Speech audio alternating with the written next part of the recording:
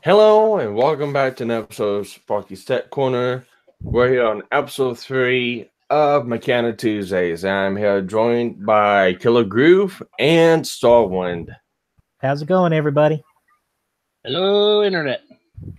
So today's episode, we're going to be talking about Bubblegum Crisis. However, it's going to be a little bit different than just talking about Bubblegum Crisis. We're actually going to be talking about Bubblegum Crisis and Bubblegum Crisis Tokyo 2040. Perfect.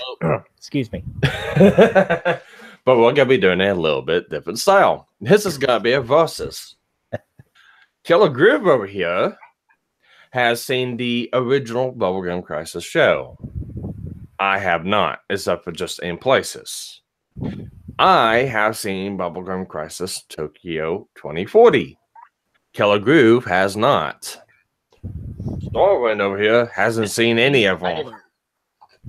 I know they exist. That's about it. So today's is going to be a little bit of, I don't know if you want to call it shit slinging, but we're going to be seeing if we can get the other person convinced of watching the other. So we're going to be talking about how the show is, what it was, what's different about them, and pretty much go from there. So if you don't know what the premise of Bubblegum Crisis is, it's basically set into a dystopian future after the I guess an earthquake struck Tokyo, hasn't it, KG? Correct. And basically robotics has advanced to the point where there is some type of advanced AI, and they are, I believe the AIs are called boomers. Yep. I was never able to really pronounce that correctly. I always called them boomers, but I don't know if they're boomers or boomers. Boo. It's Boomer. Like the exploding zombies in Left 4 Dead. Correct.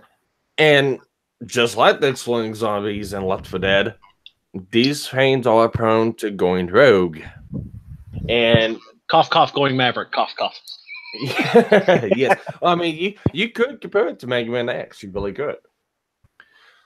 So, the police at the time, the AD police, which is a division of the police force that has been organized to deal with boomers that go rogue, really get their hands full trying to deal with these things. And there's a vigilante group of women in power suits called the Night Sabers.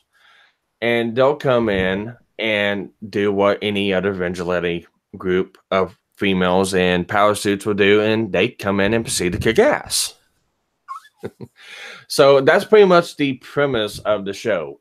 Both shows follow this one. They're exactly the same. The only difference is one was made back in the late 80s, and the other one, and then the other one was made in the early 2000s.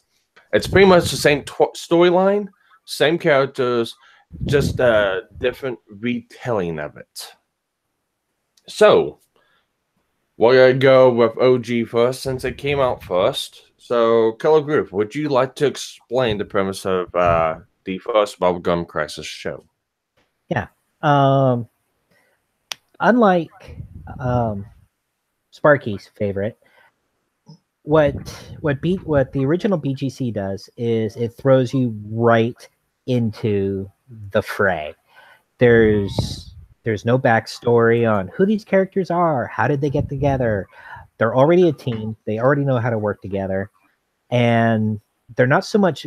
While they do vigilante work, they also do mercenary work.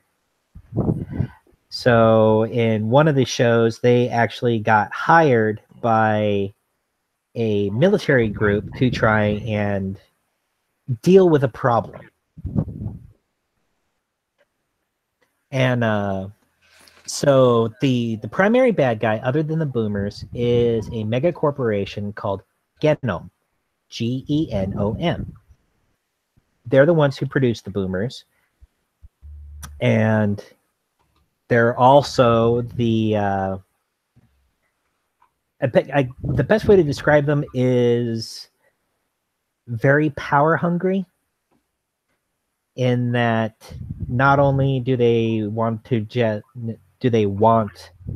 to corner the market on the boomers, which they've already done, but everything from having politicians in their back pocket, gaining access to the orbital beam satellites that's cruising around the world, and that sort of thing. The characters we have is Cilia, who is the creator of the hard suits, the power armor they use. Her and her little brother Mackie are you could call them the brains and the financial support of the group. There's Pris, who is a rock star and also is the group's assault specialist. She's very hot-headed. She hates boomers for killing off her biker gang. The whole shooting match. She is angry. That is the only way you can describe her. There's Lena, who is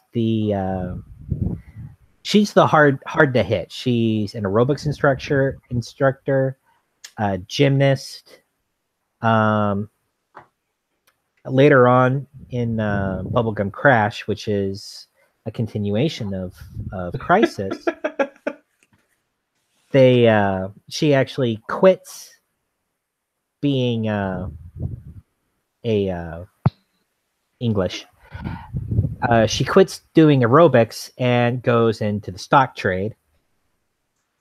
And then there's Nene, who actually works for the police as primarily cybersecurity, and she is she's about as combat capable as a kitten most of the time, but when it comes to dealing with the boomers on trying to think of the right word here, a computer to AI basis, she's their trump card. So in other words, she's the techie. She's the hacker of the group. Yeah. In one of they actually put out 2 videos that are literally music video VHSs, and one of them was the origin story, and Cilia put out a code and so forth out there to see if anybody could break it, and if they could, then she would try and recruit them. Well, Nene was bored and managed to hack the code and everything, which got Cilia to recruit her. The shows themselves, there was supposed to be 13 of the original. There only was 8. Partway through the series, they were having problems with the voice actress for Pris, and at one point we're actually planning on killing her off and replacing her with a character named Vision, who is ties to the Yakuza, is also a singer, that sort of thing. But the fans went ape shit, so they didn't kill her off. However, in Bubblegum Crash, they did get a new voice actress.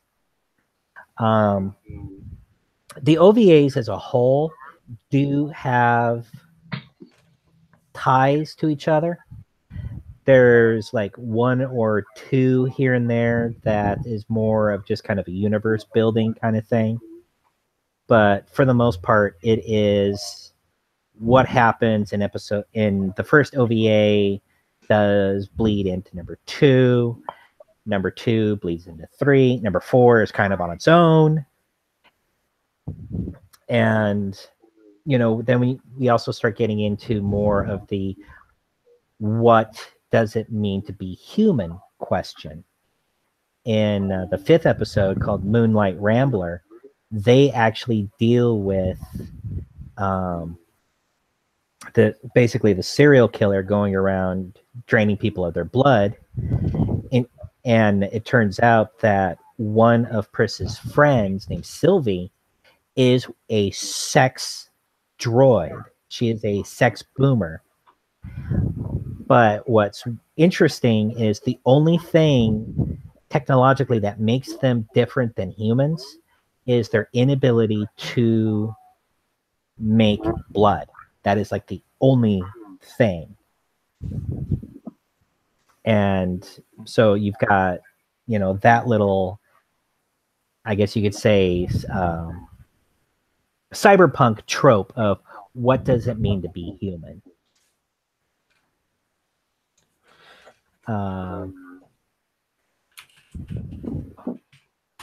This actually there's an ad I want to do on that one, and this goes for both series, I believe. The Mega Corporation Genom. Yeah. I've heard comparisons, and it actually makes perfect sense to me to Raylan Yutanis. If you want to compare it to a mega corporation that is lusting for power and greed. That would be a fairly accurate description, because And instead of xenomorphic aliens, they're using AI controlled zombies, I guess is the best way to put it. The boomers are in fact a biomechanical construct. Okay. Matter of fact, the first episode, Tinsel City Rhapsody, which is the first OVA, actually starts off right out of the chute with a single boomer going rogue and slaughtering the 80 police. It's not until the Night Sabers show up that they actually manage that the Night Sabers have to kill it. And this son of a bitch has what they call a fusion ability, a limited fusion ability, but a fusion ability, which at one point its arm gets blown off. So it replaces its arm with this rotary cannon from this one-man helicopter that the 80 police had. After he kills the pilot and everything, he fuses it into his body, and now he's got a new weapon. See, that's actually something I've noticed in the first one, too. The boomers in that one are more human-like. Mm-hmm. Yeah, that's something they actually get rid of in 2040. It comes back later on, but they're more machine-based in 2040. Yeah, in the original, though, the one that was basically cut loose and started killing everything, it was what they called a BU-55C combat boomer. It actually had a disguise function, so it could blend into its environment before it needed to go and start doing the hostile stuff that it does. So it's, while they do have some that are in the I believe it's not going to kill. I can't remember which one it was off the top of my head right now. I know, but in one of the episodes, the 80 police actually gets to use some new power suits that they have up against two full-blown military boomers. And while they do manage to actually stop it, this thing was just a freaking monster. I think, if I remember correctly, I think the one that went out and about actually had like an anti-tank gun for an arm. So they do have some that have more of the robotic, biomechanical, but they also have the ones that you could be sitting next to one having a conversation, but you wouldn't know that it was a boomer until it literally turned around and crushed your head into a wall. In the episode, the OVA called Red Eyes, which would be episode 6, they actually had three what they called hyper boomers that were disguised as the Night Sabers. 3 of them were disguised as the Night Sabers, And when they finally broke out of the armor and actually revealed themselves, these things were like 3 meters tall, and they went from being, you know, like a 5'6", 5'8" female. So they definitely had a holy shit factor attached to them. Yeah, it just sounds like it a little bit. Yeah. Here is the image of the one you were talking about. Why does that look like Venom? The face reminds me of Venom. Yeah, well, look at this. This is actually from the first episode too. Yep. I think he's got something in his eyes. It's actually It's called the 80s. It's a more advanced sensor system.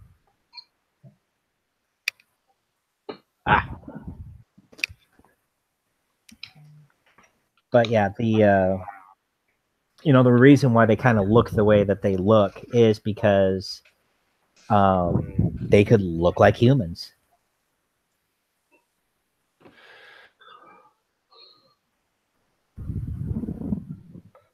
I'm just trying to find more. Here we go.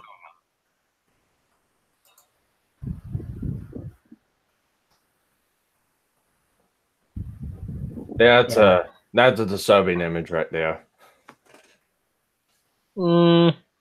I've seen worse. I have too. I've sat through Ninja Scroll. I'll put it that way. I love Ninja Scroll. I think the one you're talking about where they infiltrated the Night Sabers, I think that's one episode right there. Yeah, that was I'm a fire in my laser. Yeah, they have mouth lasers. Mouth lasers. The 80s. Where everybody can have a mouth laser. In their chests, on some of them, they actually have a heat ray. Claws built into the back of their arms, jets built into their legs and back. These things were freaking brutal. And hi, Doghouse. Yeah, Bubblegum Crisis. It's one of my all-time favorite animes. I mean, so much so that I have like 2 different copies of the RPG. All 3 books, so I've got like 6 books that's just based off that, because I thought I lost the first 3. It never hurts to have extras. Yeah, and it's the system itself, not to shameless plug, but Artel's Games, which does the Mech game, which is one of my favorites also when it comes to quick rules and such. They've done Dragon Ball Z, Armor Trooper Votoms, Bubblegum Crisis. They've done a lot of awesome games that are all same system and interchangeable. Yeah, the premise behind the show, whenever I started watching it, like a majority of the anime I've seen, Van Dread was in the same category too, of watching them on the Action Channel on satellite, because that's why I've seen a majority of them at, is from the Action Channel. Like I told you guys, I actually still have the original VHS that were released in the US in like 91. Yeah, I don't have any other physical copies. All the stuff I watch is on Watch Cartoons Online, and they have a massive selection. And it's not a BitTorrent site, but it is a I guess you can call it a streaming site, kind of like YouTube. They're all flash files that are playable on the site itself. And you have the ability to download them if you have the right software. But I primarily just watch them on there. I don't want to waste my hard drive space. I use enough of it as it is for my YouTube channels. Now, there's one distinction here that this is actually what's his name? I can't remember. He's the head of Genom. This is the big Kahoo. Yeah. This is the big Kahoo, and this is his right-hand man.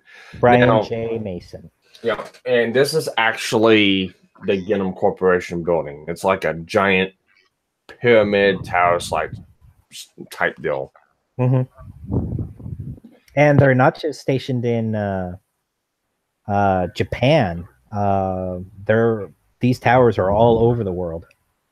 Yep. And these are actually the factories / what would you say? Not control center, but it's like a factory business. The business building. It's just this huge conglomeration of purposes in one giant structure. So basically, it's kind of like the Megacorps in Shadowrun. Yeah. Oof. Yeah, and the thing is like Quincy, no one really knows who or what his deal is. But like the one time someone got close enough to kill him, turned out it was a boomer. And the real Quincy, and we only can assume the real Quincy was like, do you really think I'm that fucking stupid to let you kill me like that? Kind of like Mr. X in Final Fight. Yeah. It's like, oh, you think you beat me? It was just a robot double. Yeah, pretty much. This robot double will rip you in half and laugh. Yeah.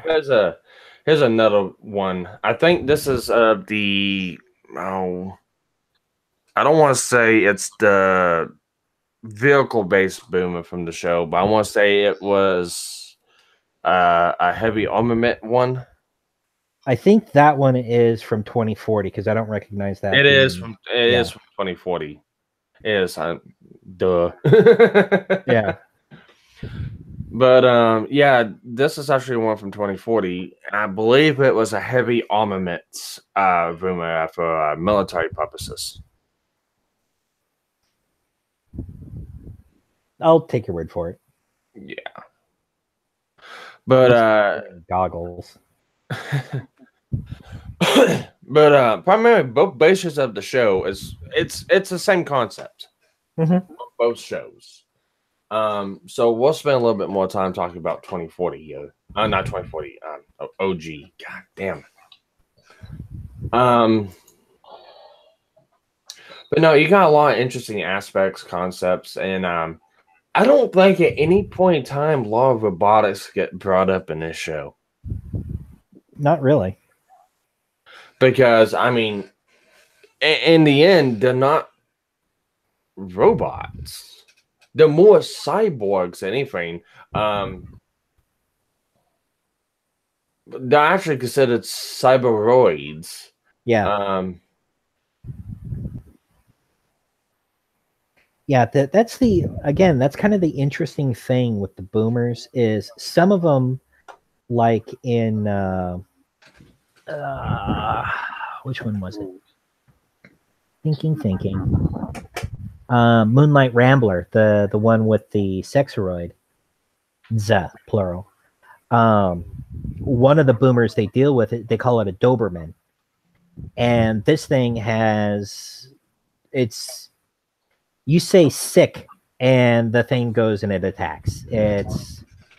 It's got the IQ of a computer desk. It's not smart. But then you get like Largo, who turns out to be the primary villain in the Bubblegum Crash series, and even shows up in Red Eyes. Yes. And this guy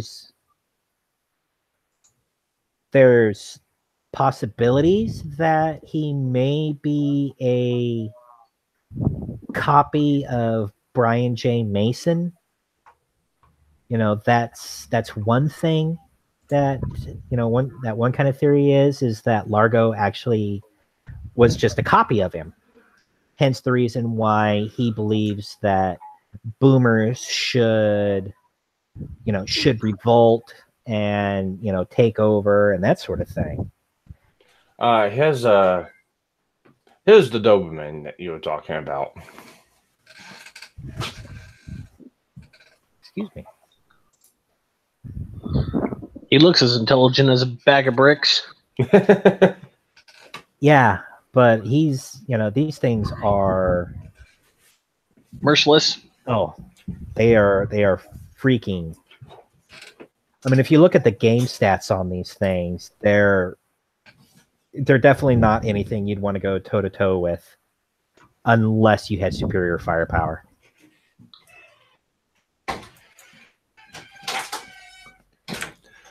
But interestingly enough, this is something that I did not know, and I don't know if you know, Sparky. Did you know they were actually working on a live action? Actually, no, I didn't, but it doesn't surprise me. Yeah, they apparently in May of 2009, they announced it. It was expected to be released in 2012, but there's been no updates or anything since, which sucks. Well, they might have took notice of all the other bad live remakes of stuff and decided against it. Yeah. I mean, that's a very good possibility right there.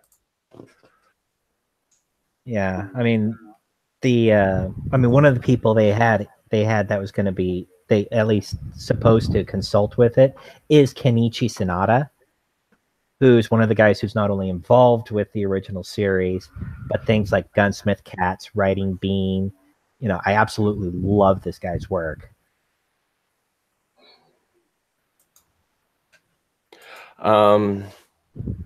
Yeah, I haven't seen any of those yet. I've got to go watch them. I think I vaguely remember Gunsmith Cats. Yeah, I actually, because of the main character, Raleigh Vincent, having a CZ75, which is her pistol, it actually was what got me to hunt down, research, and then get my own. And it's a damn good firearm. Yeah. One premise of the show is, like I said, the main focus is on the Night Sabers and them fighting against the boomers. Mm-hmm. And it's a really interesting concept. And I think it's I don't know about the original one, but I know in 2040, I can't remember the guy's name. It's been a while since I've seen the show, and I was not able to get time to watch it. But Quincy. Yeah. He is actually I don't know about in the original, but is it ever explained why he is such an advocate of boomer rights and stuff like that? Well, not really boomer rights, but an advocate of them. A boomer rebellion. Actually, Quincy's the HMFIC and is this very powerful and imposing figure. But no, they actually, absolutely nothing about basically this Darth Vader-like character. Except for, well, not Quincy. Excuse me, not Quincy. I'm thinking about his right-hand man. Brian J. Mason. Brian J. Mason. It was Mason. Mason, yeah. That's right. Yeah, Mason was just a power-hungry asshole. Yeah, well, there's actually a reason for that. And 1 second. Doghouse. Yeah, I'm seeing that you're also a fan of Gunsmith Cats. I actually managed to back the Kickstarter for the new DVD and everything like that they were doing. Apparently cleaning it up and just remastering it and everything. Okay, I'm sorry. Yeah, I know. Yeah, it's all good to interact with the chat. It's all good. But no, it's actually explained why he because it's not really Quincy. He's up for the rebellion, but Brian actually is he has a, I don't know, what would you say? Not a fetish, but agenda with the boomers, and there's a good reason. It's because he is actually a hybrid. Huh. It's explained in 2040. That is one thing that I personally really liked. Oh, I should say about the original is, especially with the RPG out, is these characters, even though you get to know Leon from the 80 Police and Daily, you know, who these characters are, who the Night Sabers are, who their allies are, you really don't get to know anything about the bad guys. All you know is they will wreck your shit and go home and have something to eat and go to sleep without even batting an eye. Yeah. Which they're the true conglomerate badass. Yeah. It's like, I don't need to know why Darth Vader was evil. All I had to know was this guy will wreck you. And that's what made him awesome. Yep. I mean, and that's one of the things about the original that I don't like myself. It didn't go in depth for stuff. Basically, didn't give the villains a proper motive. Well, it didn't get a chance to, and that's one of the bad things about the show that I think. It's because it never got a chance to, because the plug on it got pulled before it was even completed. Yeah, the companies that were running the show were having contractual issues, so hence the reason why there's only 8 episodes instead of 13. The 8 episodes and the 5 OVAs, right? No, 8 OVA. 8 OVAs, okay. Yeah, 8 OVAs from Bubblegum Crisis, 3 OVAs from Bubblegum Crash, 3 OVAs for 80 Police, which takes place before Crisis. There's, I will say this, there's a lot more extras, like the role-playing games. There's 2 video games, comic books, novels, that sort of thing, based off of the original series. Then I don't think there's anything based off of the sequel. I mean the reboot. Mm-hmm. So ha ha ha ha ha. Okay. Mine got more love. Yours got more love. Mine got more episodes and more backstory. Yeah. How long did it take yours to get good, though? Mine was episode 1. That's true. Thank you. On the on the premise of Bubblegum Crisis 2040, it's a different setting.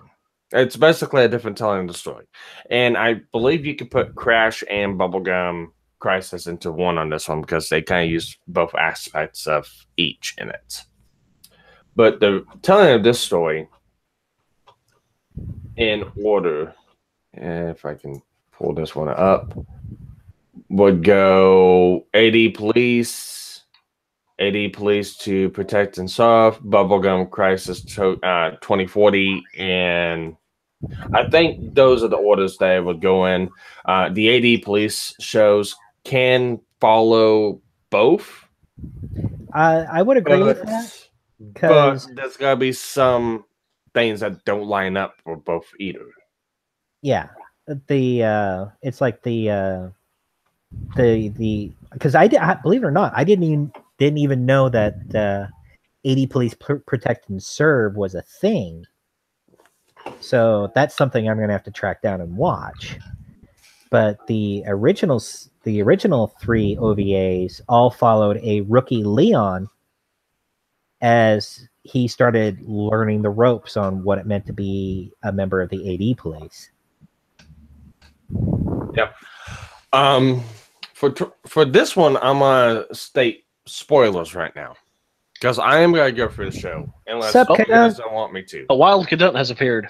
Yep. Cadunt. But anyways, going through the plot of 2040, it's the same premise, same plot.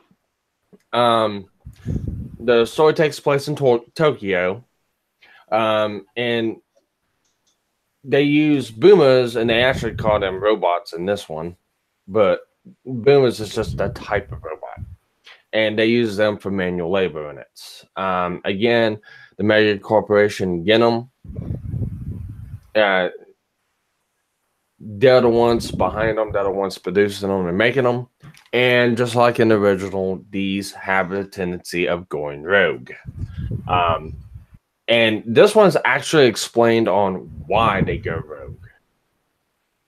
Because throughout the base premise of the show, you don't know at first why the the Night Sabers are made. You don't know why that they do the things they do. Why they go after the boomers and why they hate them and distaste them. Basically, they think they're just some rogue group of people who decide to take matters into their own hands. Pretty much. That's what I mean. That's why they consider the vigilante group to the AD police, because the AD police gets the ass handed to them every time. Basically, they're Batman. Yeah, essentially. Yeah. They're 4 badass female power armored Batman. The badass bitches. Yeah, if anyone ever wants to go, there's no such thing as strong female characters in anime. Bullshit. You watch the Night Sabers do anything, and they will hells to the yeah. But you got the same characters as in the first one, but the roles have changed just slightly on some of them. Pris, the leader, she's still a senior. And she is the leader of the Night Sabers. She has a distaste for boomers. She doesn't like them, but primarily she does this for money. She has a contract with Celia, and she does it basically primarily as a income source. Her distaste for boomers doesn't really come out until later. You don't see why she hates them. And I don't even believe they go into the background of the bike again. I think it's something different. Yeah, it was. I know Genom, for whatever reason, killed off members of her gang, including her boyfriend at that time. She was going to go after them, and Celia stepped in, and after a very brief confrontation, managed to get Pris to work with her. Did it involve flying food, though? That's the important question. Flying food? Yes. No. Tater tots were not involved in the negotiation. No tater Jesus Christ. No tater tots were harmed in the making of this film. No. No more tater tot fleeing anyone. Okay, tater crowns, not tater tots. There. If you want to explain KG, go ahead. No, I was going to say, let's just stay on topic. Yeah. Anyways, next you got Lena, and she's not a fitness person like in the original show. She's actually a secretary in this one. Although you do see her in the gym more often than not. It's actually something that she stopped doing and went back to doing because she got into Night Sabers. She is actually not a Night Saber when the show starts. She sees them, she likes them, and she wants to be a part of the group. So she does what anyone wanting to be part of something is. She tells them, dogs them, and just won't leave them the fuck alone. That's how you get into a group. So basically, she just ends up fangirling over them. Pris is in the blue saber suit. Lena is in the green one. Then you got Nina, and her role is the exact same. She is a data expert, data information expert at the AD police. And same premise. Celia hired Nina because of her abilities of being able to hack and all this other good stuff. Because Nina actually covers the footprints at the AD police. She has the ability to delete the records, files, anything that they might have on them. And basically, she makes the background disappear. Yes. In one episode of the original, she also gives Pris a speeding ticket. Yeah. That's one thing that I didn't really like between the original and 2040 is the way they changed Nina. The way they changed Nina. I liked the way she looked in the original. I liked the pink hair. They got rid of the pink hair in 2040. But you really can't call it anime at that point. If one character does not have outrageously colored hair, it's not considered anime. You got Celia, but she has a really light bluish white hair color. Yeah, kind of a bluish silver. And really, the primary if it isn't something completely outrageous and off of the wall, it's not considered anime. There, I said it. Well, they did that because they wanted to be more realistic with it to a point. I'm sorry. Being realistic in an anime where you've got women running around in giants in suits fighting robots who can pull tank cannons off and put them on their arm. Yeah, that's the non-realistic part of it. Well, it's kind of like with Pat Labor. Pat Labor has a very real feel to it. That one I will give you points for, KG. That does. Yeah, it was also pointed towards a different demographic. If you look at the original, it's pointed to a slightly younger audience than what 2040 is. You can make the same comparison from Hellsing to Hellsing Ultimate. Two shows, basically two different timelines. For two different generations. Two completely different tones. Oh my god, the tones are different between Hellsing and Hellsing Ultimate. Well, hold on a minute. That says yeah. So technically, Kadant, that means you star in your own anime. Yeah. Oh no, you said the trigger word, Sparky. Oh, yeah, you got to do it. No, I don't have it brought up. I'm not finding with it right now. I'm sorry. Oh. Maybe next time, Kadant. I will do it next time you're on. I just don't have it pulled up right now. Looks like Little J's inviting you to do Dead by Daylight, Sparky. Okay. Don't have it. It's free for PlayStation Plus members. I'll have to take a look. Basically, it's their game of the month, I would imagine. I'll take a look at it. And what is it? Is Dead by Daylight a zombie game? No, it's a 4v1 survival game. Yeah, the one is a Psycho. killer. It's a psycho. Okay. I was gonna say if it's a zombie game, good luck getting Antoine to play that one. Well, I was gonna say because I'm a gamer, I keep up with stuff like that. They have Leatherface, Jigsaw, and Jason in it. Yeah. Actually, they also have Michael Myers. Yeah, they have Mike Myers because that was Halloween for 2 years ago, I believe. Yeah, and then they have their own original characters. Yeah, but somehow they got rights to a lot of semi-classic horror monsters too. So yeah. Anyways, I'm being booed in the chat. I'm yes, sorry. You are. Kadant, I would offer you some of my homemade Kung Pao ramen if I could figure out internet logic. All right, I'm getting it fired up for you. Give me a couple minutes. I'll give you the sound clip. KG and Sparky can attest. It looked really good.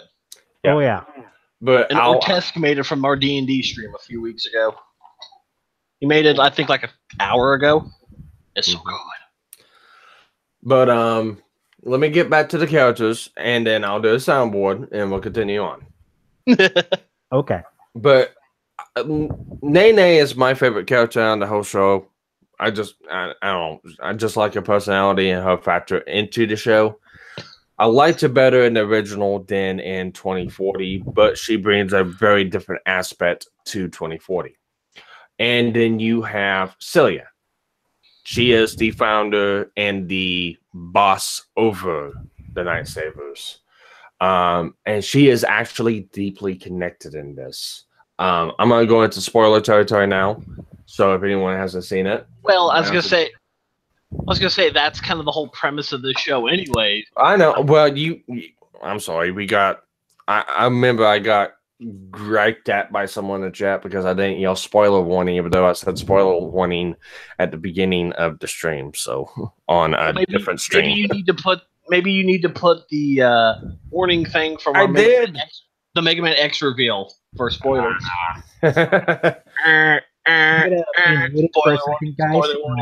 I'm actually Ishtar very, very nicely brought me some dinner, so I'm gonna nibble. I'll pop in every now and then when I got to school Sparky on what's real. Okay. Anyways, Celia is actually the daughter of the scientist that developed the boomers. And so technically her family's partly responsible for everything. Actually, in 2040, it's explained on what the boomers are, because the boomers are bioorganic. Techno-organic. If you want to be technical on it. But no, Celia was actually used as a guinea pig when she was a child. Oh boy. It's that anime trope rearing its ugly head again. Yeah. And it was actually the boomers' core was based off of the brain waves and brain. They were based off of Sylvie. So Sylvie has a connection to the boomers. I was going to say, yes, Kadun. Hashtag all Alucards matter. Yeah. But she has a connection to the boomers. The reason why that they're able to get to places at times, she can actually somewhat sense what's happening. So she's kind of got a boomer sense. She's connected to him to a way. Now, here's something that KG doesn't know. And this is actually something that they were going to expand upon in the original, but they never got a chance to. Maki is Celia's little brother. Celia never had a brother. Oh, did Daddy build her a brother? Yes. Maki is actually a boomer. And is actually a prototype to a boomer called Galatea. Galatea is actually Sylvie's sister again, a boomer. But she's supposed to be the ultimate boomer. Basically, she's the alpha boomer. Pretty much. She's the end all be all. Think of Eve from Evangelion. Oh, fuck. Because they actually throw that storyline loop at the end of it. To a point. I want to say they did a lot better job than Evangelion did. Yeah, but then again, Evangelion was a hot mess to begin with. Yes. Bismarck, you have walked into convincing me, who has never watched either Bubblegum Crisis, which one's better, the OG or the 2040? Yes, this is a little... this is a change my mind kind of scenario right now. Well, I mean... Convince Starwind which one to watch. I actually know Bismarck. This is actually a podcast that me, KG, and Starwind does every Tuesday, and we just talk about Mech anime. And we go about what we like about it, and we explain the premise of the show. That's basically what this is. This ain't like any of my other live streams I've done. This is... Yeah, Bismarck. It is an anime. It was released in the late 80s, early 90s in the US. It's a very good cyberpunk kind of like a Blade Runner kind of thing. Actually, it could be correlated to Blade Runner pretty closely. Well, you know, the name of Pris's band? I can't remember off the top of my head. It's Pris and the Replicants, which is the name of the androids in Blade Runner. Exactly. So that was a direct wink and nod.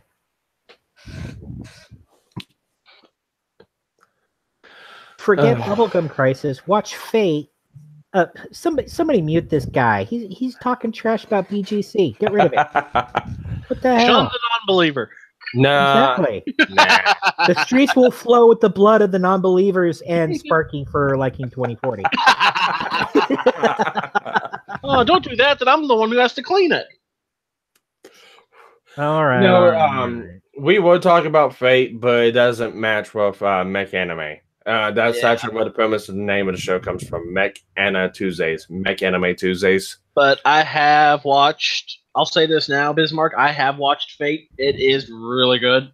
I haven't watched the newer versions of it. What is it, Fate Absolute or something?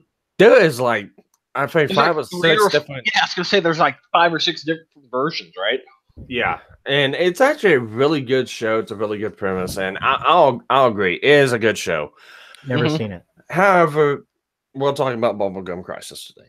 Yeah. But anyways, that's where the premise of Maki comes from. Maki was actually a prototype for this. And after we stated that this was set into a dystopian future. Here's the reason why.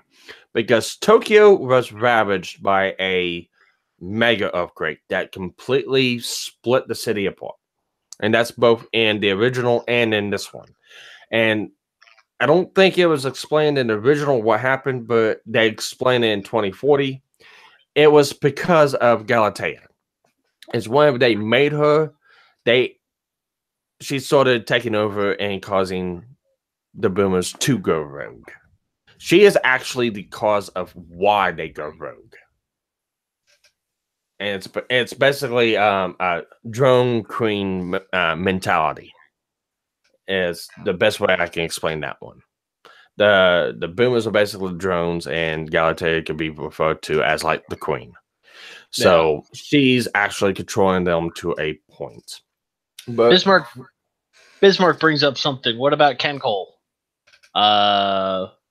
That one I have very little knowledge in. I had to double check it myself to remember what it was. It's Conti Collection. That's what he's referring to. Never heard of it. It's the one, I believe the premise of it is it's females that are battleships. Oh, okay. Yeah, Conti Collection. Yeah, okay. Yeah, I know what you're talking about now. That seems reminiscent of a Peugeot Blue Steel. Not quite. The girls are literally wearing pieces of battleships and such. Oh yeah, I've seen bits and pieces of that. Yeah, it's like one girl's got I guess it was like a Flash game that turned into. Okay, yeah. I know what you're talking about. Yeah, I've seen that. I've seen bits of it. Yeah. Yeah, Fleet Girls. That's what they're called. Yeah. Yeah. And Bismarck hated Blue Steel. And Cadunt and Sparky, you're making Cadunt wait. You know what happens when Cadunt waits. Fine, okay. Fine. You're welcome, Cadunt. I'll do it once. Someone recommended Blue Steel and I regret it.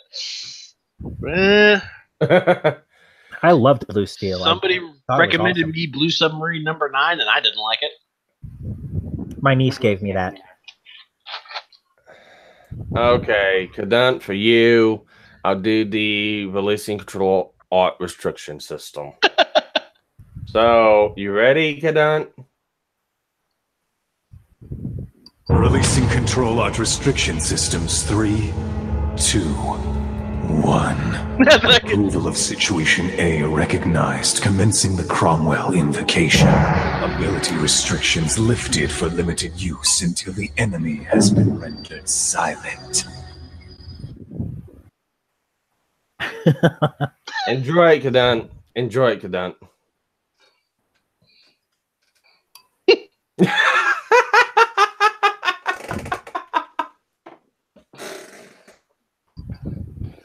Oh, I love you, Cadunt. Release my control. I think it's a little too late for that.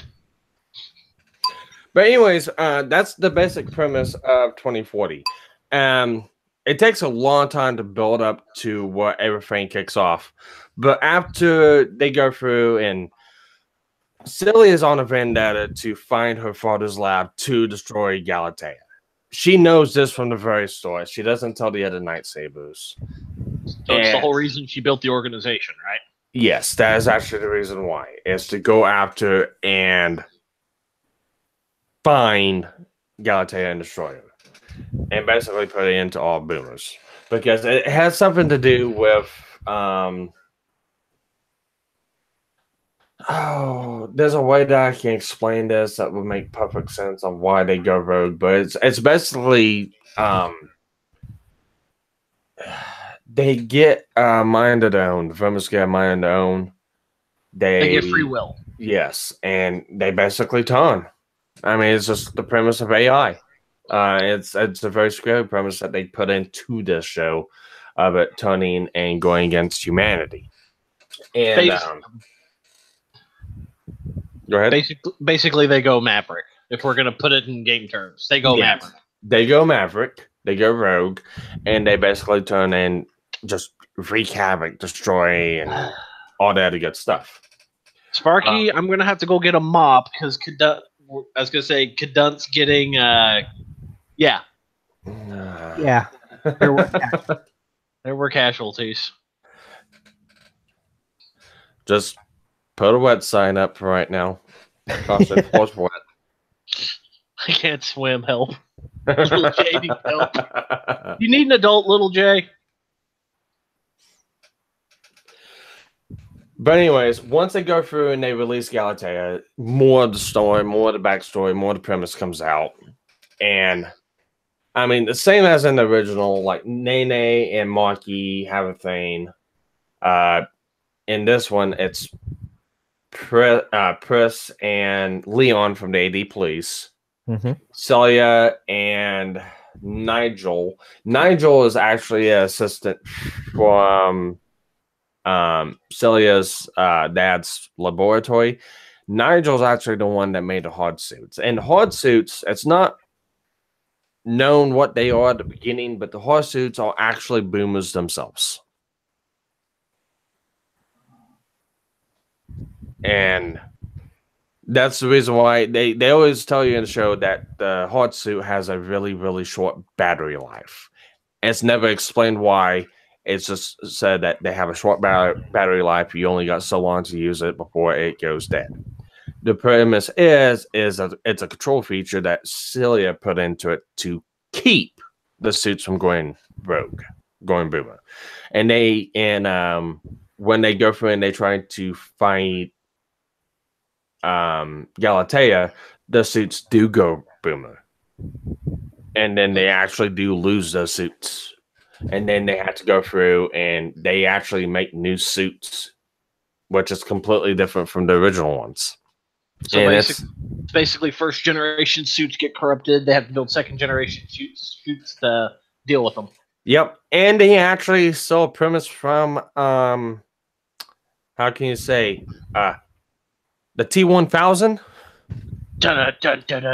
No, that's how these suits are. Yeah, that's how these suits are. That's what they are. So they have to keep away from liquid nitrogen tanks and former governors of California.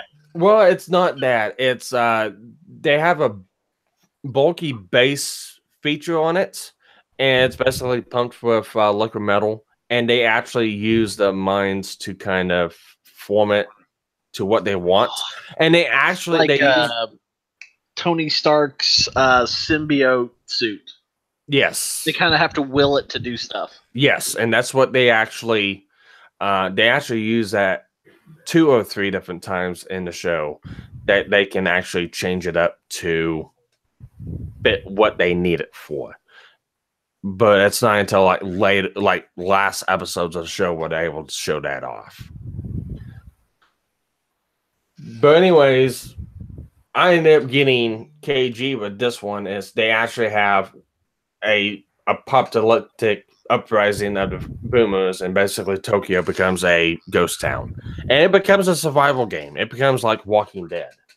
They're in the city. They're trying to get a foothold of the situation, get Galatea, get everything back to normal. We're on the same track in a city filled with rogue boomers trying to gain what of the population they can to safety. And that takes place for like a couple episodes. There we go. Doghouse confirmed it. Liquid metal with the Neuralink, like Stark's extremist suit. That's what it was called. Yep. Thank you, Doghouse. Yep. And Kadun apparently is getting taken away for manslaughter. And she regrets nothing. Of course not. Because regret makes the deed evil. And don't regret anything. So, Sparky, I have a sneaking suspicion she'll be calling you for bail, and then she's really wanting you to just play her another Alucard bit. Huh. That's how she'll make her escape, by going through the roof. Not commenting on that one. But anyways, I mean, that's pretty much the base premise of the entire show. One of the things I like about it is just like with any one of these mech animes, I like the aspects and the backstories that they put into the suits, the boomers, the primary basis of what they are. That backstory always gets me on any kind of anime, like on Ghost in a Shell, Battle Angel Alita, and all those other ones. That's actually what sells me on shows like this. So Starwind. Yes. What would you recommend watching? Whoa. No momento, por favor. Sparky. What? Remember the discussion that we did have about this particular topic? How many episodes do you have to get into, as you put it? I said halfway through, and it's a 24 episode show. No, 26 episode show. So can't remember off the top of my head on what ones were which, but I want to say either 15 or 16 is when you get into it, actually starts getting into the real deep story part of it. They worked their way up from episode 1, and if I was able to watch the series, I could explain to you exactly what episode it is. Let's see.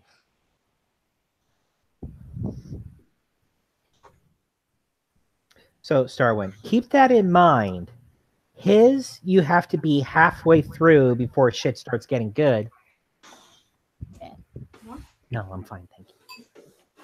Whereas the original, it throws you right in, and as the story progresses and everything, you start learning more and more about the characters.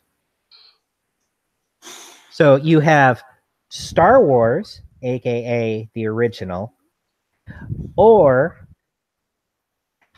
I would say The Young and the Restless that suddenly turns into a mecha anime. I wouldn't call it Young and the Restless. Would you call it Days of Our Lives? It has the same flow and feel to it as Dominion Take Police at the start of it. Yeah, I would probably go. I mean, this is from a guy who could barely sit through the first episode. It was. Looks like we've got a Mortimus in chat, wondering what the hell we're doing. What the fuck is it? Bubblegum Crisis is a awesome anime about 4 armor-wearing women who kick the shit out of everything they cross swords with in a very dark cyberpunk setting. Let's see. I'll screenshot that image. There we go. This is from 2040. Now, I'm getting some weird Ruby vibes from this now.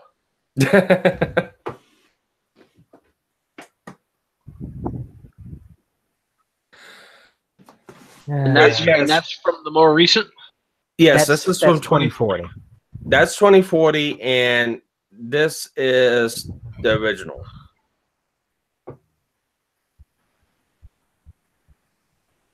So you got Pris, you got Nene, you got Lena, and then Cilia, yeah. Cilia. And that's the original. In 2040, you have Pris, Nene, Lena, and Cilia. Yeah, as you can see, the character designs are different. Yeah. And like he said, Pris in his she's a merc. You show me the money and I'll work with you. Yeah. Whereas in the original, the four of them are there because of a common bond. Yeah. So the original starts with them already pre-established. Yeah. It's like the Avengers are already there. They don't need to be assembled. The very first episode starts off with Pris in a bar singing, Lena telling her we've got a job, and then while the boomer is going around and teaching the 80 police that they're bitches, the four of them show up and you're like, okay. Something's gonna happen and it ain't gonna be good. Yeah. Oh God, Mortimus! I'm gonna say it right now. Every time I was hearing Nene, that was exactly the same thing I was thinking of. I just didn't say it. Oh God. Oh God. I'm glad you said it, Mortimus, and not me. I didn't even think about that until you posted that. Wow, thank you for killing one of my favorite characters. No, she only really killed your character if she actually used a whip. Hey, Mortimus, here you go. My little pony, my little pony. Oh my God, I forgot you had that. I remember you telling me you had it. Glad I wasn't eating my ramen when you did that. Oh, could you imagine a ramen noodle shooting up the nose?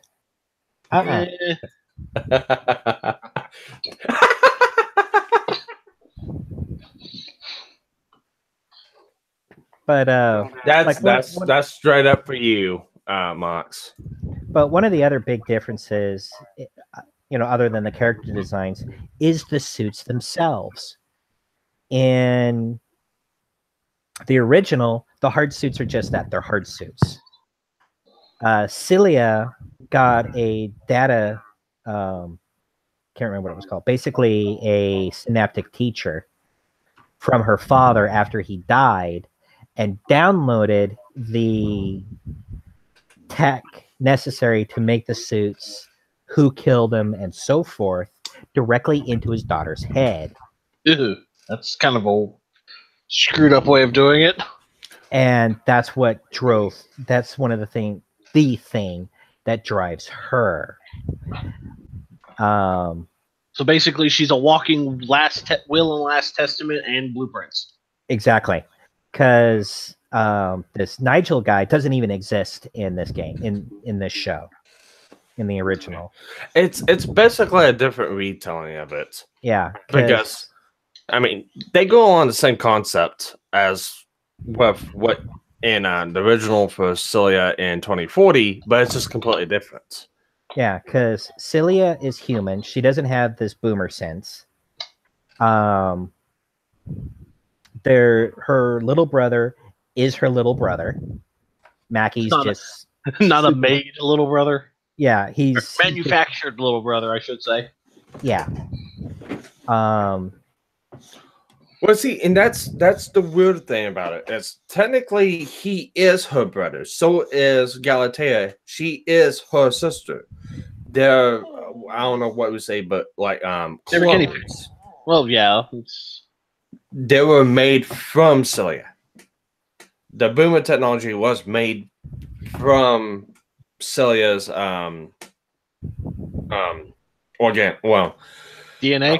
Yeah, pretty much. The neural construct of what the boomer is, the boomer core, it's a bioneural computer is basically what it is. Think of like a brain on a chip. It was made by clones and replications of Cilia's brain. Whereas in the original, they were just created by her father and a couple other scientists that, you know, they just were working on, you know, her dad had the how can this help, you know, humanity kind of thing. Whereas the others were like, how can we make a profit out of this? Dr. Light and Dr. Wily logic. Yeah, pretty much. Pretty much. And like I said, there's no liquid metal or anything like that. The suits are just that. They are made by Cilia. These are their suits. Yeah. They, well, that was until the end. Yeah, but still, that was a aspect that never. Looks like Didn't need to be in got there. a couple. We've got Anti-Hero and we got Tyro in chat now. I want to say Tyro probably got done streaming. What's up, guys? How's it going, guys? Now they've come to listen to three other nerds talk instead of them. Yeah, pretty much. Yeah, so the suits aren't boomers in the original. They're a weapon system you wear.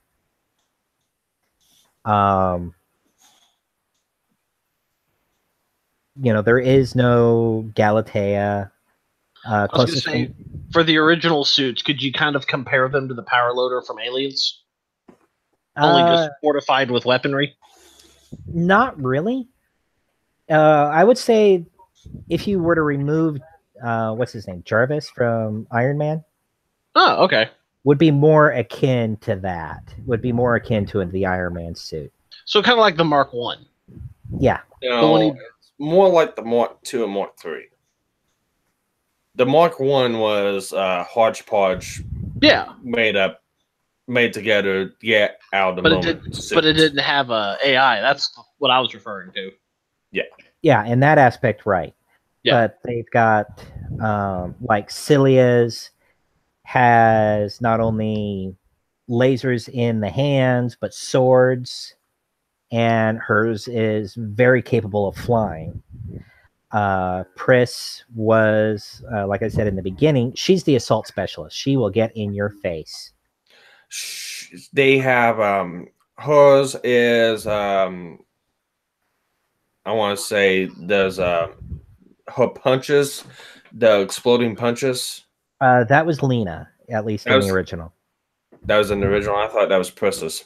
No, Pris had a cannon and a sword, but one of the things that made Pris's the most unique was the fact that she could get more add-ons, especially in Bubblegum Crash. So she would be able to get extra weapons and so forth attached to her suit. Basically, Pris's was more of an upgradable or increased loadout capacity, I should say. Yeah. Nene's suit was more akin to hacking. Yeah, and one of the things that Lena's had, which was really cool, was what they called razor ribbons. And they were literally metal ribbons that could slice through a boomer. She's got metal whips. They come from her head, from the back of the helmet. Ponytails, or pigtails. Yeah. Yeah. Like, God, what's her fucking name from G Gundam? Alby. Yes. Oh my god. Metal whips and someone named Nene. It is the song. Thanks a lot, Mortimus. Yeah, so one thing that both shows do have is the motor runner. The motor slave. The motor slaves.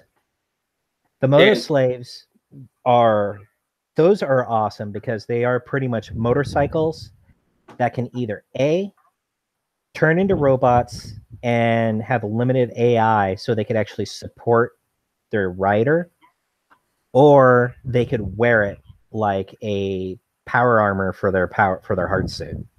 Yeah. The awesome thing that they had with the motor runner, the motor slave, goddamn, I want to call it motor runner. The motor slave, especially in the original, it was Pris's motorcycle. It's basically what it was. Pris could not drive this thing without her hard suit on. The speeds that the motor slave got up to was so insane. The only way to ride it was to be in a hard suit. And they actually brought that out for a couple episodes.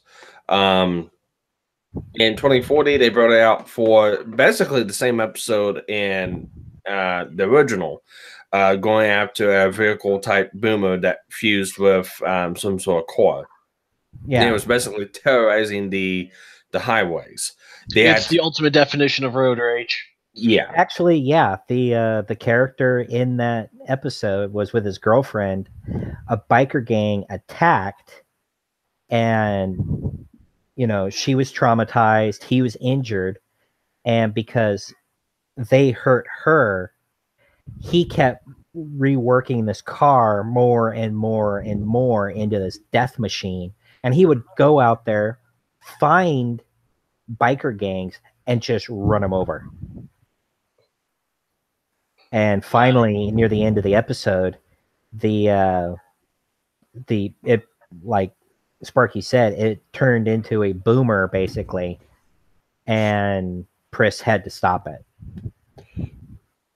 Which they followed the same concept for I believe the same episode in 2040, but it gets brought back for the final battle, the final showdown with Galatea in 2040. Whereas in the original, the motorcycle in question was not a motor slave. It was actually a experiment by Mackie, who just wanted to make the fastest freaking bike he could make, called the Highway Star. Because reasons. Because he could. Yeah. And she jumped off the bike. The bike got trashed. And because she destroyed the bike, she had to try and fix it. That was decided to upgrade it along the way, apparently. No, in the original, that is the only time you see the Highway Star. It's just one of those. Here's this cool bike he's working on. You only see it. It's the focal point of one episode. Never see it again. Right. However, in the RPG, it does make several comebacks, but that's neither here nor there.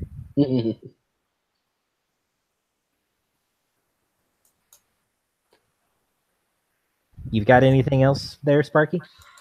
Not particularly. I'm trying to find the clip in question. So go ahead and talk amongst yourselves now. All right. The really kind of cool thing is I found it. That didn't take long. Well, I'm not gonna have any sound with this. Well, obviously. Yeah. So I'm gonna go ahead and share it. I'm pretty sure I'll be safe on this. But go ahead and talk. But it's like as the show continues, yeah, that's the Griffin. That's the thing taking over. Now, this is from 2040, or is this from this is the original. This is OG, okay. Yeah. Yeah. They didn't have the motor slaves for the other. They didn't have them for Nene or Lena. It was only Pris. Yeah, and that's Celia and Lena in their motor slaves. Why does it look like a... Oh, not Akira. Oh, fuck, what's his name? Spike! Cowboy Bebop? No, it's from Akira, but it's not actually Akira's bike. Tetsuo. Tetsuo's bike. Kaneda. Wasn't Tetsuo the one who got grabbed and experimented on? I thought Kaneda was the... Akira's the one. That was the one who got experimented on. My brain. Akira was the original psychic in Yeah. in the anime. My brain's fried. Tetsuo was the psychic that they found that could rival Akira's psychic abilities, and Kaneda was the one with the bike. He was the one that stopped Tetsuo. Yeah. Okay, yeah. So Kaneda, yeah, or Kaneda, whatever, however you want to pronounce it. Yeah. However you want to pronounce Japanese names. If I remember correctly, I think Akira and Bubblegum Crisis were real close in time. Yeah, I could definitely already see some similarities between them. Even so much as it's the 2040, I can kind of see some similarities between the two. But it's also with the original, it's a little bit. I guess you could say visually, it's a little darker in tone, because like you'll see some people walking around that look fine and dandy, and then like you take a left turn and you'll see guys with cybernetics and so forth that are apparently some sort of tech junkie. Kind of like I keep making the connection to Shadowrun. Oh god, I can't even think of the right name for him now. Deckers. Yeah. Yeah, when you think about it, the only real difference between Shadowrun and like Cyberpunk 2020 is there's no elves and orcs running around. Exactly. You don't walk into a corporate headquarters and have to face down a dragon, literally. Yeah. Here's the same clip from 2040, I believe. You get there we go.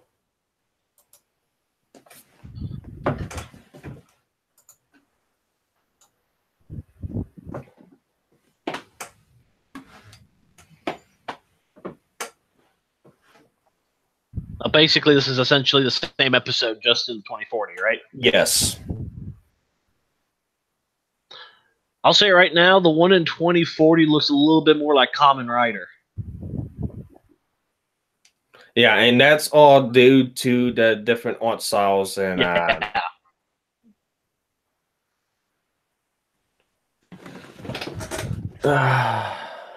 let's see if I can.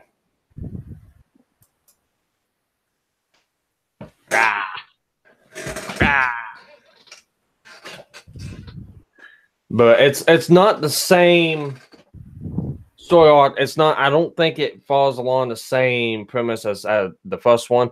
I think this was just a boomer that Rogan took control of a core. Yeah, that's what it looks like. And it still looks like a xenomorph. Whereas the original, as you were saying, the machine itself was what kind of went a little wonky. It didn't turn into like this here, a boomer. It just kind of... The AI went batshit. Yeah, it just kind of evolved that way into a car that would, kind of like that old movie Maximum Overdrive. Oh, I was thinking Christine. That works too. Yeah, but I know the one you're talking about, Maximum Overdrive, with the gesture on the Green Goblin. Yeah, the Green Goblin. Yeah. That's it. Yeah.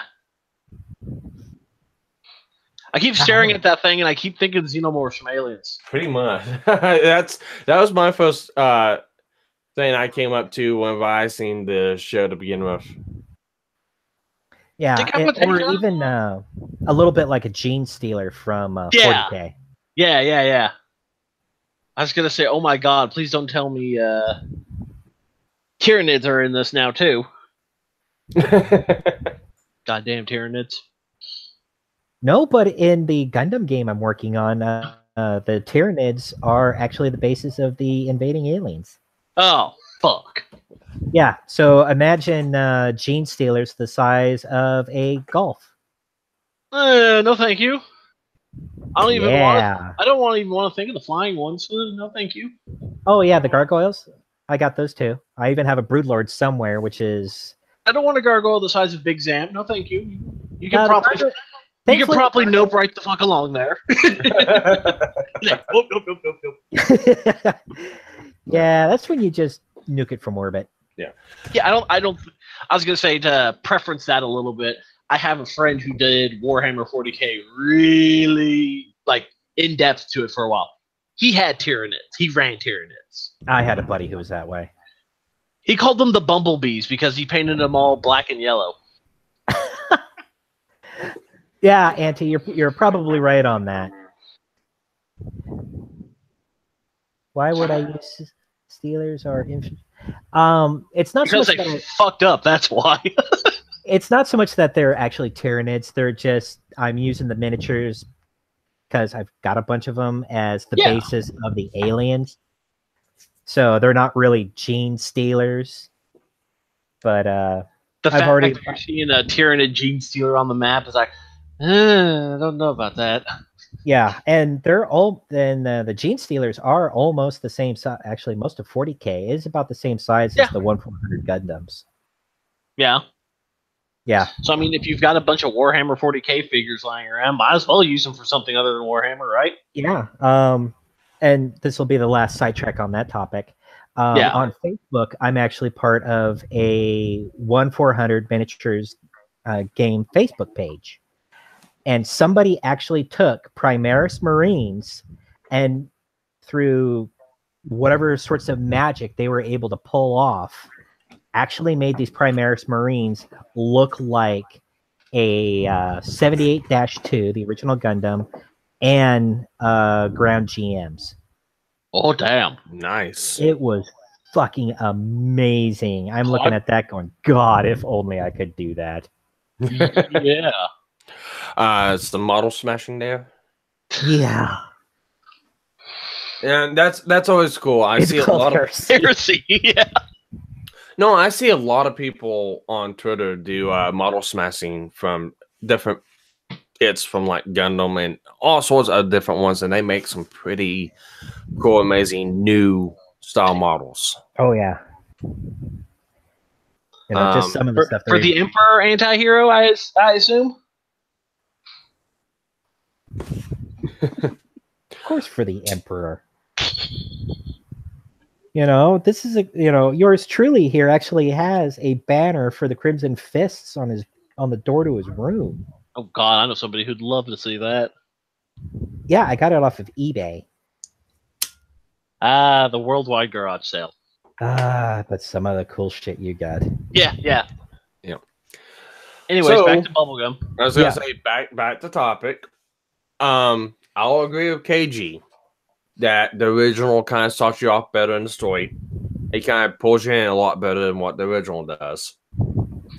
However, the only thing I got to disagree with is it stops. It just abruptly ends. There is no continuation. It goes on for 8 episodes. And that's one of the letdowns I had when I seen it first time. Was I got into it and I wanted more of the story, and there was no more. Well, unfortunately, that's just kind of how it happens, really. Especially back then. Yeah, because they put out the first 8, then they put out Crash, which was a year or so later continuation. It's a kind of wrap it up. Yeah, but they've got things like there's novels out based up from there, and so they have in a way tried to continue the story, just not in the same medium. I mean, there's even 2 video games out for it. As on the other hand, I like 2040 better because it's got more of a story. It has a starting premise to it, and the character building I don't think was really necessary, but they introduced it into the show regardless. Until Lena gets fully implemented into the Nightsabers, that's when it actually starts taking off into your premise of your typical anime. You'll go through an episode, something happens that episode, you gotta go through and defeat it. And somewhat carries over from episode to episode. Some of them don't. They don't carry over from episode to episode until a quarter way through it. Then it starts carrying through, and then it really gets into the meat of the story halfway through. And just to throw out there, like Doghouse said, you know, I doubt you were the only person to be disappointed by the 8 episodes. I'm also that way. Is I love the universe. I love what they did. And when I found out that that Scoop Chase episode, that the 8th OVA was it, to say I was furious was a mild understatement. Yeah. Then Crash came out, and while it was good, It wasn't original. it was not like the original.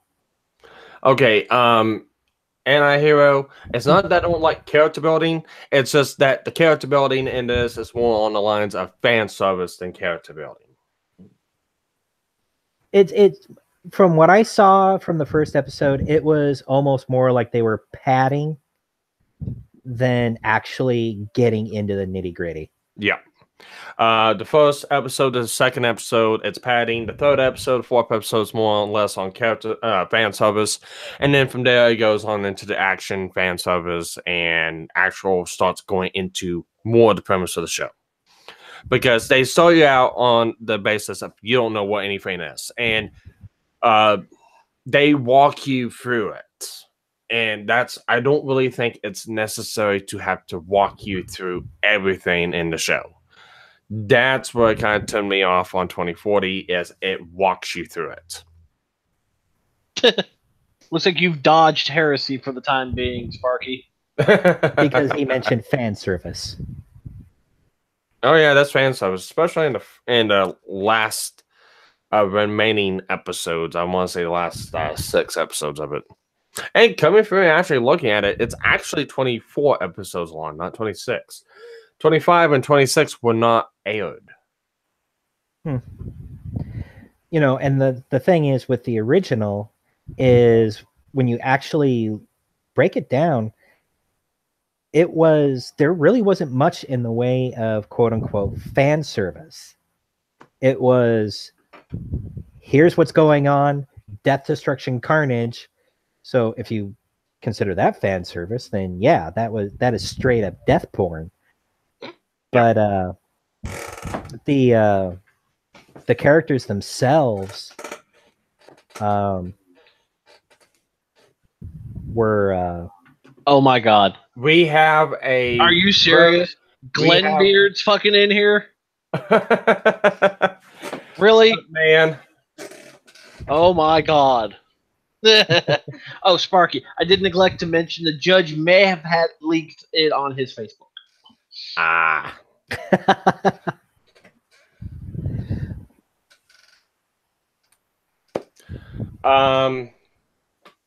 Starwind, you want to shoot him a message and let him know something? Yeah, I'm on it. Well, actually, you might need to do it, because I can't do it from here. Okay, I'll do it here in just a minute. But anyways, what was that? I got sidetracked now.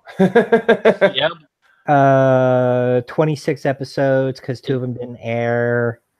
I started talking about unless you're talking about the death and destruction, not much in the way of quote unquote fan service. Yeah, but I was gonna say, but then again, for 80s anime, it was literally either the entire series was fan service or there was 0 fan service. Yeah, I think the most quote unquote fan service you got at one episode was Cilia in a swimsuit in the pool. And again, even then, fan service to 2000s fan service was fairly different.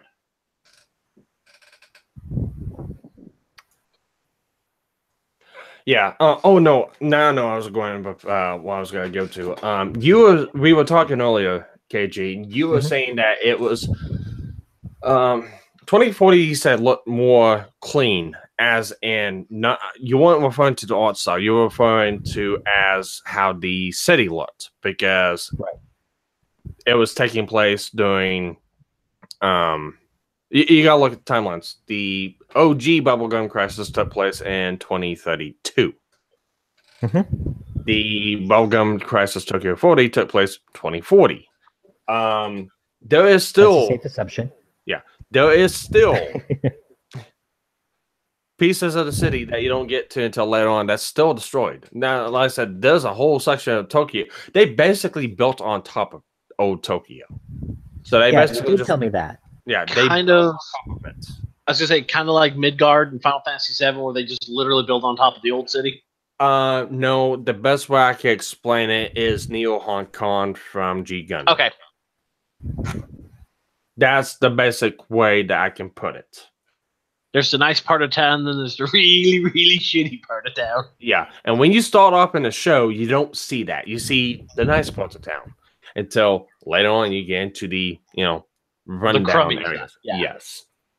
Whereas with the original, you start off in, the post side of town, and you get to see glimpses of the nicest, the nicer areas. Well, Mr. Heresy's spouting heresy in chat right now, claiming SD Gundam is best Gundam. Somebody ban him, even though I have seen it. I've seen it too. Actually, before I say that, are we talking the original SDs or the Supreme Defender one that came out a few years ago? I'll be honest, I always thought that was standard for Superiorly Deformed Gundam. Yeah, it's super deformed, but they actually made a series that they called the Superior Defender specifically for young American audiences. And it was lame as shit. No, he's talking about Super Deformed. Okay, the original Super Deformed, I am with you. It's not the best, but it is definitely one of my favorites. What is it? It's God, I'm trying to think. Bishimaru. God, I can't think of the other two. You're talking about the Samurai of the Night and the and the RX-78. Yeah, there was a few of the series, like the three Zaku brothers constantly trying to slice the melon.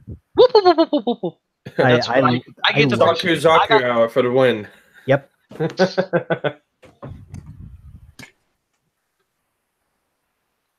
That might be one of the Gundams that we go through, because we all planning on going through. Actually, I got asked in a live stream. Command Gundam, Night Gundam, and Musha Gundam. Yeah. I got asked in a live stream yesterday if we were going to be going over the Zoids, because it was Hitsu. She really wanted us to go over the Zoids, and it's like, we will. Right now, we got our primary basis of what we're talking about already. Right. And it's we got 2 more planned after this one, and then we're gonna add more to it. So it's in the works, and we'll actually got to take what people watching this want to take into account too. So if you guys have any mech animes you want us to go through and talk about, put them in the chat. We'll go through and see which ones we can watch, get info on, and then talk about. Yeah. But back on topic. Yep. I mean, I gotta say I like both of them. I really do like both the original and 2040. I've seen a little bit of AD Police. I liked what I've seen. I just never got through to finishing it. I've never seen Crash. And I've never seen the other AD Police one. Yeah, the other AD Police, I didn't even know such a thing existed. So I feel like a complete slacker on that one. Crash, like I said, it wasn't bad, but it lacked a lot of the emotion and everything of the first. Yeah. As far as animation styles, I like the character designs better in the original, but I like the art style of 2040.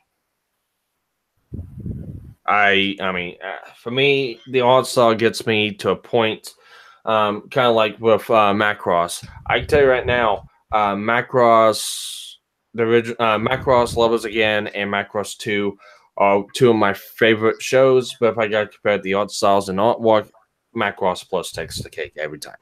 Yeah, no arguments there. But I mean, it doesn't mean I hate the other two because of the art style. The only thing I wish that there was more of was the episodes on original. And that's my only downfall and complaint of the original Bubblegum Crisis. I just wish that it had a better conclusion to it, more story to it. That's it. As far as 2040, I like it because it's done that. I like the premise of where the story goes. The story arc behind it's kind of the story arcs that get me on shows like that. So that's why I favored. I shouldn't say I don't like. I favor 2040 above the original. We already know. I couldn't even get past the first episode of 2040.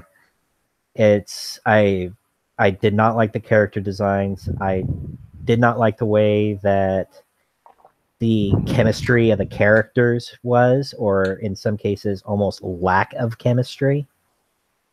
And like I said, I didn't, I just, how you can usually get a feel for something within like the first episode. And I got like 15 minutes in and was like, if you need me, I'll be in my room actually listening to the better soundtrack of the first one and reading the RPG of the first one. I'm gonna deviate. We got Anti-Hero, fan of Kira Yamato, Afrin Zala, the Strike, the Freedom, the Buster, the Justice. He's a Seed fan. And he's right. He's right. You missed an episode of a Gundam, especially Gundam Wing. Oh, Jesus, Tap Dancing Christ, yes. Oh, yeah. If you miss one episode on a Gundam series, you will be lost for at least 5 episodes. Exactly. Until the inevitable like recap in like the middle of the season. It's like, oh, this is what's been happening. And you're like, when the fuck did that happen? Yeah. I don't remember this.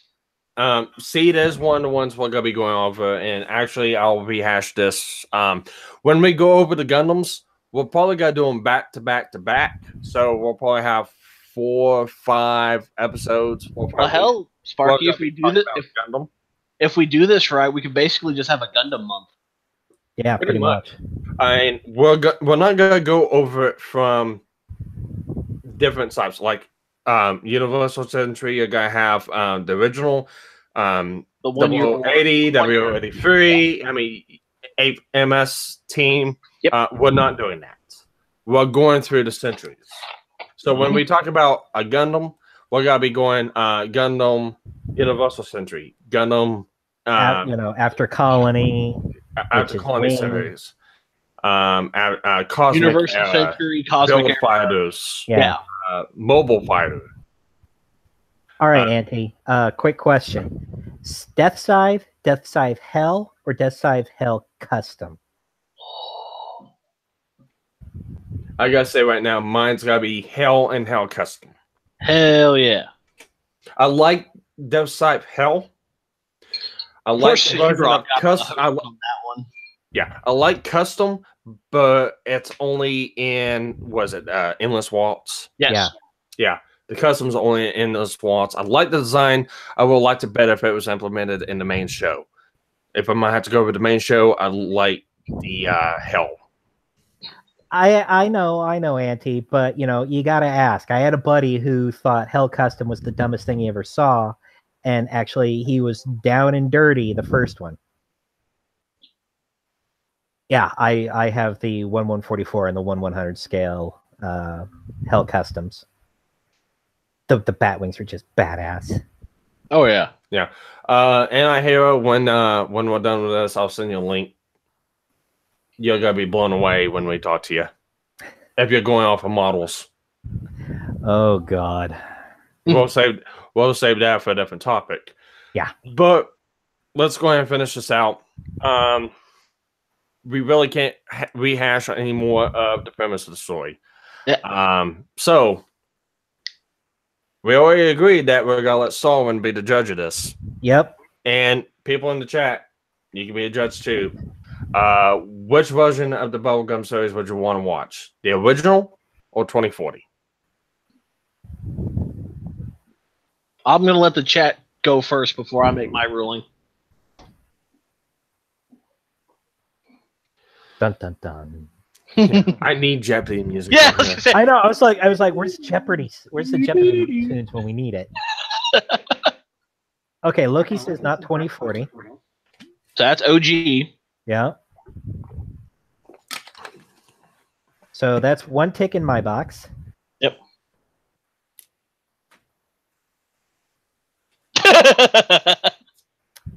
That would be 2 ticks. Yeah. Actually, I to me, I don't care. I like both of them. I just like. Oh, don't fence it. You're supposed to be on the 2040 side. Okay, I'm always supposed to be on the fence, damn it. Fine. I'm 2040. KG is the original. Doghouse. Doghouse is votes invalid because he likes both.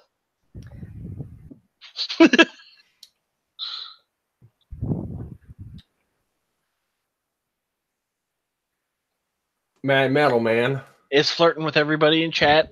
Yeah. Like Mad Metal Man does.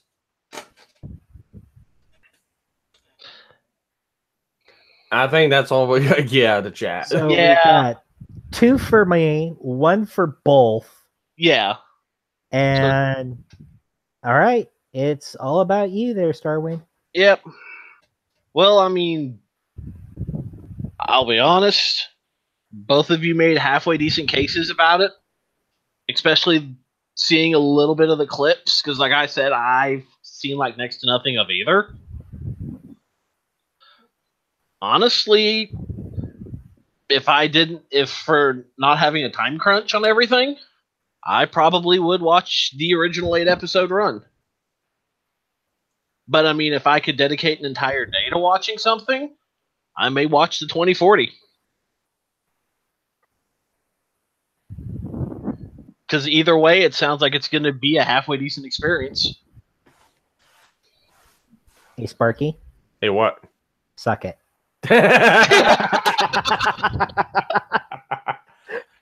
Oh, wow. Now, for the record, Sparky and I did talk, and he did actually make some valid points about having to trooper through and actually getting what this reboot has done.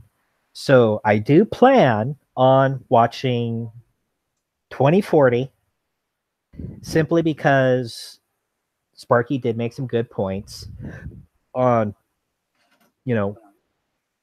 the story being a little more complete, and there are different takes on the characters and everything.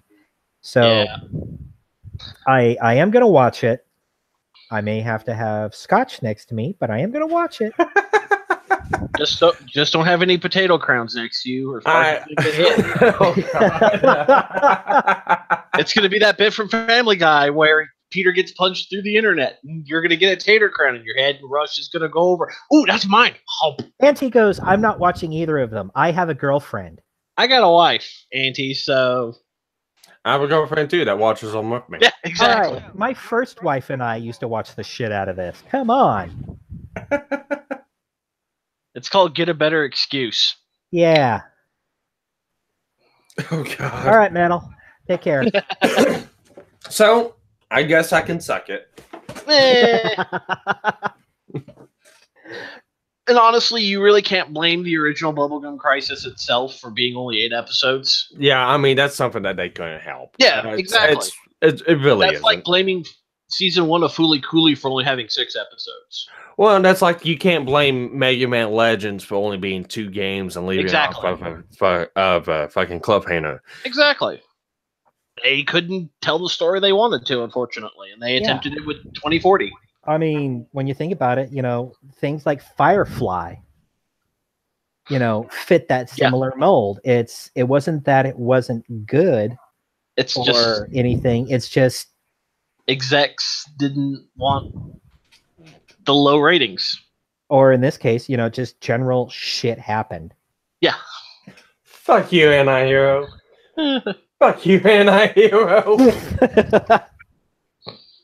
But He fucking treats our advertisement as a quotes it. Well, I guess I can suck it. Stack 2018. Fuck you, anti-hero. But the nice thing about the original, like I said, is it does have the RPG that actually has in the third book. I have to agree. I have to agree with Loki real quick. KG Firefly was because Fox being stupid. Yes, I'm not doubting because they that. almost killed Futurama and Family Guy. And Yeah. But it's like in the third book of the RPG, they actually have designs and stuff like that that never showed up in the show. They managed to get their hands on unused art or things that were from the video games or something like that, and they managed to put together in this one book. nice. And they even have gone so far in these 3 books as to, all right, so Bubblegum Crisis is going on over here in Japan, but you are a Night Saber type team in Ontario, Canada. So they've gone so far as to actually have this network of vigilantes that work together. Oh, nice. So from a GM's point of view, the fact that they didn't end the story makes for a lot of good role playing and story elements. Yeah, since they left it open-ended, they can continue the story as they want to see it. That's one of the best things about a story being left open. Yeah. Especially if they had that concept of, okay, the fans get to make their own premise of it. Yeah. Let them run wild and see what happens. I can be good with that one. I'm sorry, Doghouse. I didn't mean to bring up the RPG. Doghouse is bad now. I got lucky because my my gaming store guy, who I bought the VHS from, knew I was a diehard fan and kept putting things aside. Have you tried eBay or something like that? He had or even track down the PDFs? Because I've got the PDFs for it too. Ooh, I may have to add those to my collection as well. Yeah, it's the fusion system from Artelzorian Games, and it's a great system. I absolutely love it. Mm-hmm. Chill. Yeah. But with the conclusion of that, we're gonna go ahead and end it off here. Yeah. So which RPG? It's actually the Bubblegum Crisis RPG. It's based on the original series. And I guarantee probably some fans have probably made another PDF supplement to add 2040 into it. I have not found such a thing. But you probably know, if you know as well as I do, it probably exists. Oh yeah, of course. Yeah. Well, I mean, it's not that hard to implement it. I'm with you, Doug. I PDFs are all well and good, but you put a book in my hand. Oh yes, I have to agree with Matt Doghouse wholeheartedly. Yep. But with that, as long as I like talking to the chat, we've been going on now for about 2 hours. Yep. Loki's now questioning your existence, Sparky. It's whatever. Loki, I can confirm he does exist in real life. Yep. I'm not as charming as I am on the internet perspective. Yes, Loki, disbelieve it, Sparky. Good luck with that anti-hero. You're gonna need a lot more purging. Something to think about, though, guys, is if Sparky doesn't exist and Starwind is saying he exists, how do we know the two of them don't exist and they're just AIs fucking with us? Think about that one. One of us. Oh shit. You will I may be have gone too assimilated. far down that rabbit hole. But thank you all for watching this episode of MechAniTuesdays, episode 3, Bubblegum Crisis. I was joined today by KillrGruve and Starwind, like as always. Next week's episode, we're going to be talking about Outlaw Store. I actually have Andy. to finish watching that. Yeah. Have you started? I've gotten like 2 episodes. Oh boy. Oh God, Yeah. Sparky, I think Doghouse is on to you. He thinks you're a boomer. I can't scream like one, so I'm not gonna attempt it. But we do have a mad scientist Dr. Wiley here. Do we? Oh, wait, let me see if I can find him. Fucking awesome. Anyway, next week we're gonna be talking about Outlaw Stores, so please tune in next week, and we'll all gonna be on the same page on that one. Oh, hell yes. So with that, peace out, everyone. Laters. Later.